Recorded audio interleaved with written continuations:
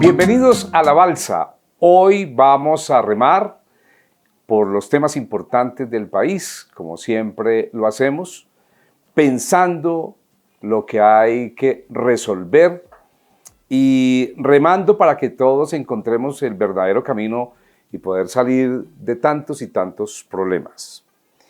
Mi invitado de hoy para La Balsa es Juan Ernesto Oviedo Hernández. Él es médico, abogado, un hombre que le ha dedicado mucho de su vida y de su experiencia, especialmente a los temas de salud.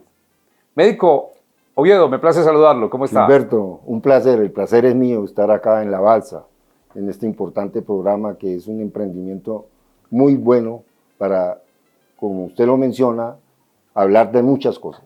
Sí, es necesario conversar con los amigos, contar con la experiencia de ellos para construir tantos temas que se necesitan. ¿Usted es, cómo así, tolimense, bogotano? ¿Cómo es el tema? Porque cuando yo voy por el Tolima, permanentemente me dicen mis amigos, entre esos Fernando Osorio Cuenca, que a propósito debo saludarlo, me dice, no, Ernesto Oviedo es de Chaparral. Sí. Pero me dice un amigo, o bueno, me contó su hermano, Jairo José, me dijo, no, nosotros somos de Bogotá. ¿Cómo es la cosa? Bueno, nosotros sí realmente nacimos en Bogotá, pero toda la vida nos criamos en Chaparral, porque mis padres, por eso tuve la oportunidad de estudiar con el exgobernador del Tolima, allá en mi pueblo natal, pudimos estudiar juntos en el colegio. Y por eso ellos nos detallan como Bogotá, como chaparralunos. Sí. Fíjese usted que fue una historia muy interesante. Mi madre quedó embarazada después de 10 años de no tener hijos. Ella no pensaba que iba a tener más embarazos y quedó embarazada de nosotros dos, mi hermano Jairo, que usted habló con él y lo conoce, y por lo tanto ella se trasladó solamente para el parto a Bogotá. Por eso nuestros primeros pasos los dimos en Chaparral y estuvimos muchos años estudiando en los colegios de Chaparral hasta que ya en bachillerato nos trasladamos a Bogotá. Entonces en Bogotá nos vinimos a dar cuenta nosotros que solamente 2 hijos de mi madre y mi padre no eran chaparralunos, éramos los 2 gemelos que nacimos en Bogotá. Bueno, o sea que usted debe saber nadar muy bien porque seguramente fue a la Quebrada del Chocho, allí donde vayan todos los la gente en Chaparral, ¿no? Sin lugar a dudas, con el doctor Jaime Gómez Méndez, el hermano, de Alfonso, sí, sí. Toda la familia Méndez íbamos allá. Y hay una cueva muy interesante que es la cueva de Tuluní, sí, ahí en Chaparral, y todos íbamos, por eso prácticamente todos estos chaparralunos siguen teniéndonos a nosotros dos como chaparralunos. Es más, a mí todavía me causa un poco de nostalgia haber nacido en Bogotá. Sin embargo, quiero decir que Bogotá nos acogió maravillosamente y mi familia, pues hoy en día está integrada también en Bogotá. Ay, Chaparral es un territorio muy hermoso. Cuando uno tiene la fortuna, y los invito a que vayan por ese territorio, de ir por el Cañón de las Hermosas, eso es hermoso. Amanecer en el Cañón de las Hermosas. Justamente usted ha dado en el clavo, Gilberto. La finca nuestra, que se llama La Plantación, que todavía subsiste después de tantas guerras y de tantos desplazamientos y todas esas cosas, justamente queda en el Cañón de las Hermosas, hacia el lado del Limón. Hay una vereda ahí que se llama el Limón, y en el Cañón de las Hermosas tenían mis padres una finca muy grande, cafetera, como toda la región que es muy cafetera, y ahí nosotros transcurrió nuestros primeros años de vida, no solamente mirando cultivar café, sino además extrayendo madera, porque de ahí también se extraía madera para Bogotá. Mi amigo, el doctor Hernán, que es el que trae café especiales, siempre nos brinda café de Chaparral, y bueno, Chaparral, ir a Río Blanco por ese territorio. Médico y abogado. Hablemos de la medicina. ¿Por qué terminó escogiendo la medicina? Bueno, desde muy temprana edad mía tuve una vocación de servicio, aún sigo teniendo una vocación de servicio muy grande, me gusta atender las necesidades de las personas.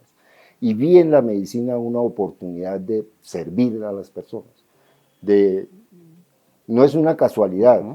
Siempre tuve esa intención, desde muy pequeño tenía la intención de auxiliar a los demás, y en la casa prácticamente eso se dio la oportunidad con los campesinos que llegaban a donde mi madre.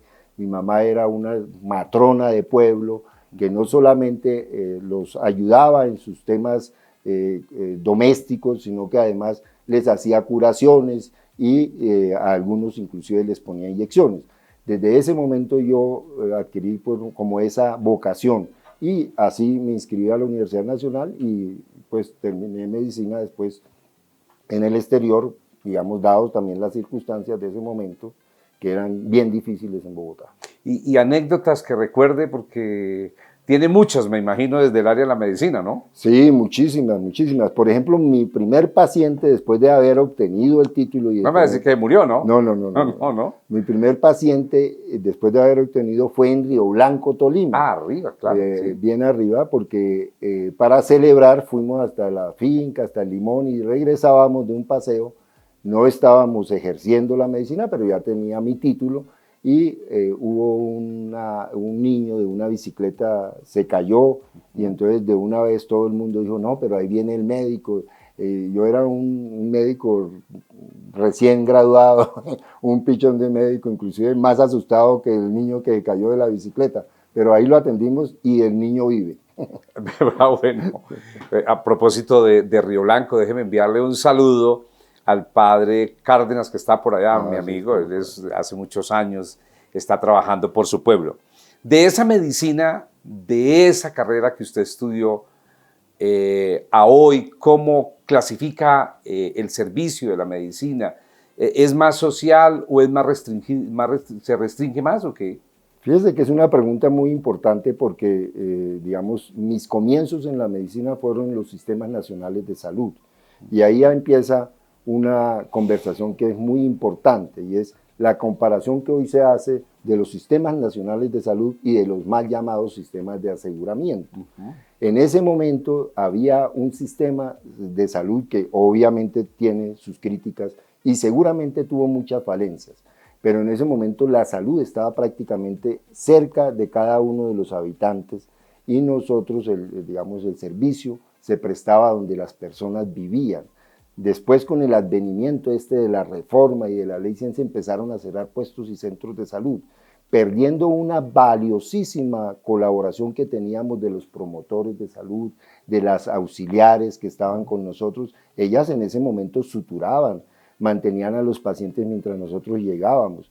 Que tengo muchísimas anécdotas del comienzo, incluso una auxiliar, una promotora de salud, comenzó una cesárea por una placenta previa, que tenían una urgencia médica muy lejos de donde estaba la atención médica, donde estaba el puesto de salud, y me llamó, y como la paciente estaba o iba a morir o lo que, digamos, estaba muy crítica su situación de salud, ella comenzó a hacer la cesárea. Cuando yo llegué, ya la paciente, digamos, estaba solamente en la extracción del fruto, y tanto la señora como el fruto se salvaron, gracias a esa meritoria. No estoy diciendo que debamos volver a esas situaciones, pero es la importancia de mantener la atención cerca de donde viven las personas. O sea, ¿usted es más de la teoría del ejercicio de la salud, de la atención primaria? Claro, y la atención primaria, fíjese usted que hemos aprendido muchísimas cosas en salud. La atención primaria tiene que ser resolutiva. Hay que volver a hablar del médico resolutivo, el médico generalista resolutivo. Las especialidades son muy importantes para el desarrollo de la medicina, pero las especialidades se deben concentrar a atender solamente lo que sea, digamos, eminentemente muy complejo, y la decisión primaria la debe atender un médico general, obviamente con las destrezas necesarias. Por eso hay que hablar con la SCOFAME para que vuelva a calificar estos currículos educativos en todas las universidades, y se vuelva a exigir que el médico, hoy el médico general termina, mi hijo mayor es médico, termina y no sabe tomar un parto, no sabe tomar una vena, no sabe hacer, digamos, una atención necesariamente como primer respondiente. A veces actúan más rápido los primeros respondientes que entrenamos nosotros que inclusive los médicos recién graduados. Les da temor tomar un parto. pero además también la normatividad que se ha ido fijando alrededor de la Ley 100 no les permite, porque uno fuera injusto decir que es que no lo quieren hacer. No, es que la normatividad hoy no permite y entonces ellos prefieren no tomar riesgos, a verse abocados a demandas injustificadas por tratar de hacer alguna atención. Pero para eso hay que movilizar nuevamente todo el sistema y hay que volver a reconstruir todo ese tejido que se perdió con esta concentración de los pacientes en los hospitales de segundo y tercer nivel. Esa es la causa por la cual hoy hay pacientes acostados en los pisos de los hospitales de segundo y tercer nivel, porque muchas de las cosas, más o menos el 80% de las actividades de salud se pueden hacer en el primer nivel y resolver en el primer nivel. No es solamente actividades de promoción y prevención, es que el que llegue con una escalabrada, con una herida, hay que atenderlo, elementarlo y entenderlo y dejar resuelto su situación. No hay que remitirlo. Hoy en día hasta una sonda, yo a veces pongo este ejemplo, Gilberto, hasta una sonda vesical de un paciente con 63 años y como dicen los campesinos y como decimos en mi tierra, trancado de la orina, tiene que verse abocado a hacer viajes a veces de 2 y 3 horas para que le resuelvan y le pongan una sonda vesical. Eso no puede ser posible. Es que hoy, por ejemplo, enfermeras que no colocan inyecciones. Totalmente. Sí, médicos que no atienden una herida. Oye, y a propósito de médicos e hijos médicos, quiero enviar un saludo de solidaridad, de amistad al médico Carlos Adolfo Jiménez por la muerte de su hijo, Juan Andrés, también médico. Este saludo de la balsa extensiva también a Óscar, a su familia, por la partida pronta de Juan Andrés. Desde ese tiempo que usted fue por allí por Río Blanco a hoy, ¿cuánto tiempo ha pasado de experiencia? No, pues imagínense, desde el año 82, hasta hoy, califique usted muchos años. Muchos años de experiencia. ¿Y cómo termina usted hoy siendo una persona con tanto conocimiento, por ejemplo, en el tema del Hospital San Juan de Dios? Porque lo he visto muy inquieto. Esa coyuntura de la medicina y todo esto le permitió llegar, porque sé que es de permanente escucha del alto gobierno en el tema del San Juan de Dios. Sí, claro que sí, Gilberto. A mí me correspondió hacer mi internado rotatorio en el Hospital San Juan de Dios y en este hospital aprendí muchísimas cosas. Digamos que el culmen de mi formación académica como médico lo hice aquí en La Ortúa, en el Hospital San Juan de Dios, y desde ese momento inclusive viví la transición de la ley del Sistema Nacional de Salud a la Ley 100, y entonces comprendí muchas situaciones que pusieron en riesgo al Hospital San Juan de Dios, que pusieron en riesgo inclusive la atención en salud, debido a esta reforma, digamos, podríamos calificarla un poco facturadora, como se llama, o mercantilista, sin tener en cuenta, bueno, se promulgaba muy bien ese tema de transformación de los subsidios de oferta a subsidios de la demanda. Un poco muy idealista pensar que la demanda se pueda pasar directamente al usuario, cuando hoy en día el usuario no, el paciente hoy no es tan cierto que pueda escoger su facultativo. Hoy quien se lo escoge realmente es la EPS. Pero es necesario habilitar el San Juan de Dios, volverlo a traer, es uno de los hospitales con tanta historia, ¿no? Totalmente. Mire, en el Hospital San Juan de Dios convergen todas las formas y las modalidades de prestación de servicios de salud que hemos tenido en Colombia. Para que usted se dé cuenta de una idea, los primeros edificios construidos hacia 1930 fueron construidos con un sistema europeo, donde veníamos, bueno, viene la medicina precolombina, nuestros indígenas prestando servicios de atención en medicina, muchos de ellos haciendo curaciones, inclusive hay evidencia de que los indígenas hicieron trepanasias, o sea, practicaban también la cirugía. Después viene la medicina traída por los españoles y empiezan a prestarse esos servicios. Y nuestro Hospital San Juan de Dios fue construido en 1930 con ese sistema de prestación de servicios de salud muy francés, donde cada patología se atendía, por eso son tantos edificios, por eso son los 13 o 14 edificios, porque cada patología prácticamente tenía destinado un edificio. y se hace en esa parte de la ciudad porque, entre otros, había un edificio para atención de tuberculosis y se pensaba, pues no había todo este descubrimiento de antibióticos, todas estas terapias que hoy en día existen, y se pensaba, ni siquiera erróneamente, muy acertadamente, los pacientes se recuperaban mejor en estas estancias tan grandes, en estos edificios tan espaciosos. Ahí se atendía a la gente y entonces había para la atención de los ancianos, para la atención de los quirúrgicos, para la atención de tuberculosis, etcétera. Bueno, luego después se migra a otra parte de la ciudad la atención de tuberculosis, pero se pensaba que el aire que venía de las montañas hacia el distrito, entonces, pero lo más interesante que tiene San Juan de Dios no es solamente esos edificios, esos 13 o 18 edificios que construyeron en la época, digamos, con el modelo francés, sino que además viene después una transformación, después de la Segunda Guerra Mundial, empieza a darse cuenta, bueno, ya viene el conocimiento o el descubrimiento de los antibióticos, otras terapias, y eso permite que ya la ciencia médica evidencie que se pueden prestar los servicios de salud en un solo edificio, y es esa la Torre Central. Esa Torre Central, ¿por qué es tan emblemática? Porque ella muestra los dos momentos de la historia, la medicina, digamos, europea, con el modelo de grandes estancias atendiendo, hacia un modelo vertical de atención de salud en un edificio que prestó sus servicios durante muchísimos años y hoy estamos a punto de recuperarlo. La verdad es que me ha interesado mucho este tema y por eso he traído a varios invitados para hablar de la salud, porque pareciera que todo funcionara normal, funcionara bien, que en el pasado se haya hecho todo bien y que ahora es el problema. Cuando estos días asistía a la mesa de UPC, donde se fijan unos recursos del Estado para la atención en salud, y me encontré con una perla de padre y señor mío, como dicen allá en el Líbano. A un paciente, por un paciente, las EPS, una EPS, no voy a decir el nombre, pagaron 136 mil millones de pesos por un tratamiento. No hay discusión. Esperamos que los organismos de control, la Fiscalía, la Contraloría actúen. Es plática de los colombianos.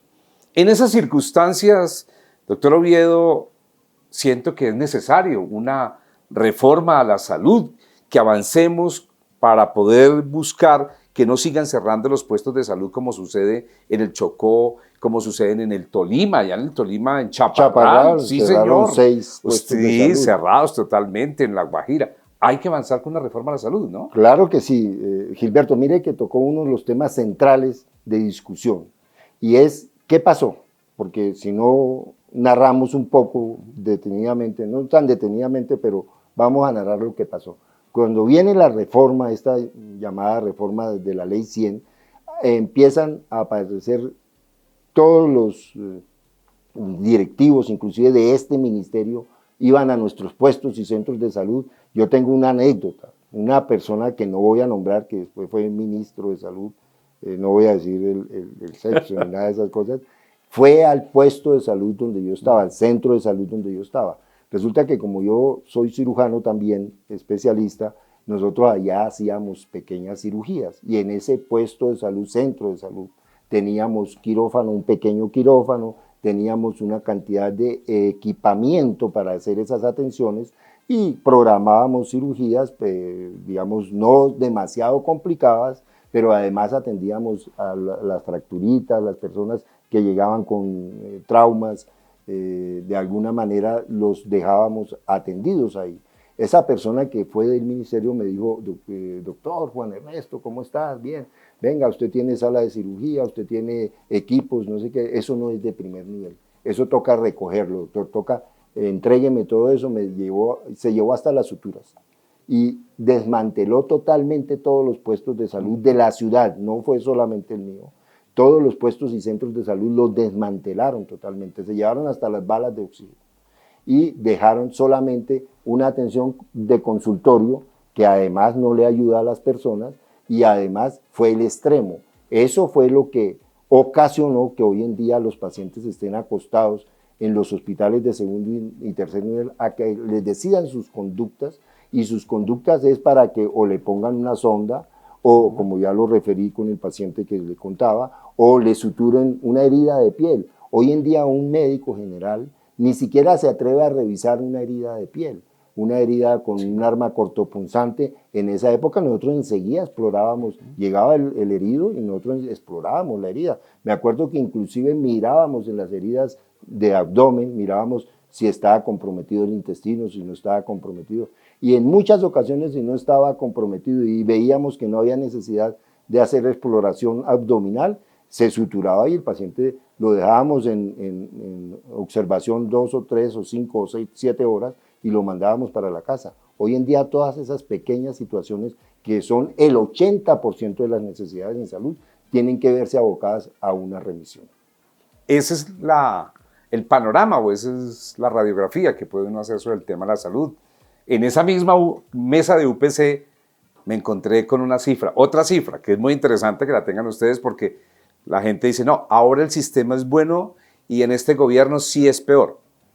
26,000, óigase bien, 26,000 muertos fueron atendidos en las EPS después de muertos, ¿no? Después de muertos. Los pasaron, los reportaron y cobraron por ellos.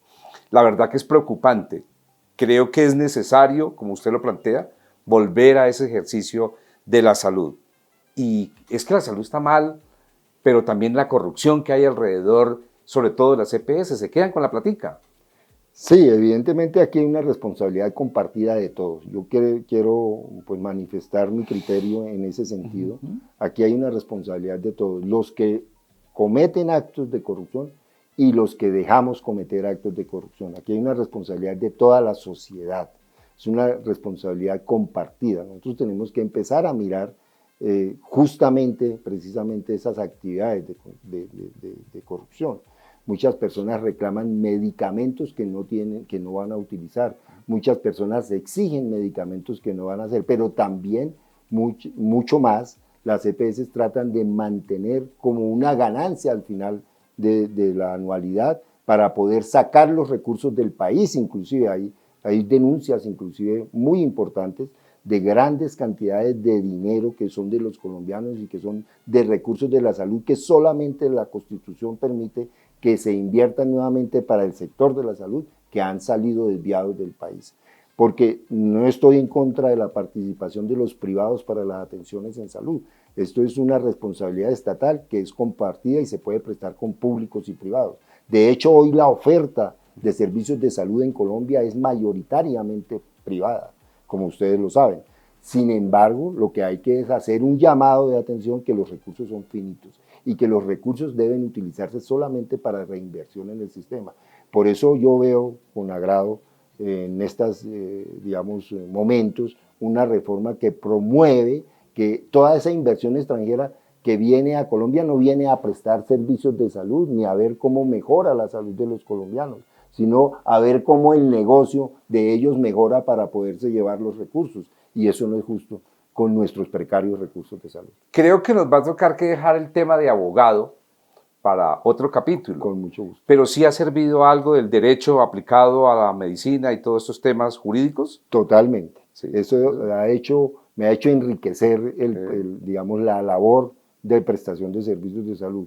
No lo estudié simplemente porque veía la cantidad de tutelas que llegaban al servicio de salud precisamente por no atención. ¿Y ha vuelto por Chaparral? Claro, ¿Sí? hace ¿Seguido? 15 días, porque tengo mucha familia de allá, tengo que también dar un saludo muy especial a Amelia, que es actualmente la directora de la SAE. Ella fue esposa hasta hace 2 meses de un primo hermano mío, que falleció desafortunadamente, una edad muy joven, una enfermedad catastrófica. Y entonces quiero darle un saludo especial a ella. No se lo voy a cobrar porque es que la doctora Amelia es muy buena gente, ¿no? Sí. No. Y además es muy importante porque Sí. Gregorio falleció y le hicieron un acto muy hermoso ahí en el Consejo de Chaparral. Sí. Fuimos todos invitados, los familiares. Fue un acto muy solemne y muy importante porque la Sala de Justicia de Chaparral, según ese homenaje que se le hizo a Gregorio en ese momento, la Sala de Justicia se va a llamar Gregorio Oviedo. Ah, qué bien, qué bien. Pariente mío por los dos lados, por el lado de mi papá y el lado de mi mamá. Qué bien, muy bien. Bueno, pues él es Juan Ernesto Oviedo Hernández, médico, abogado, un hombre que le ha prestado mucho servicio a la salud en Colombia. Gracias, doctor Oviedo, por haber pasado por la balsa, ¿no? Gilberto, siempre muy presto a la balsa. Hay que llevar la balsa al río Saldaña, por allá, sí, por claro, el territorio. seguimos navegando. Sí, hay que seguir navegando. Nosotros seguimos pensando país y seguimos hablando sobre todos estos temas de interés nacional.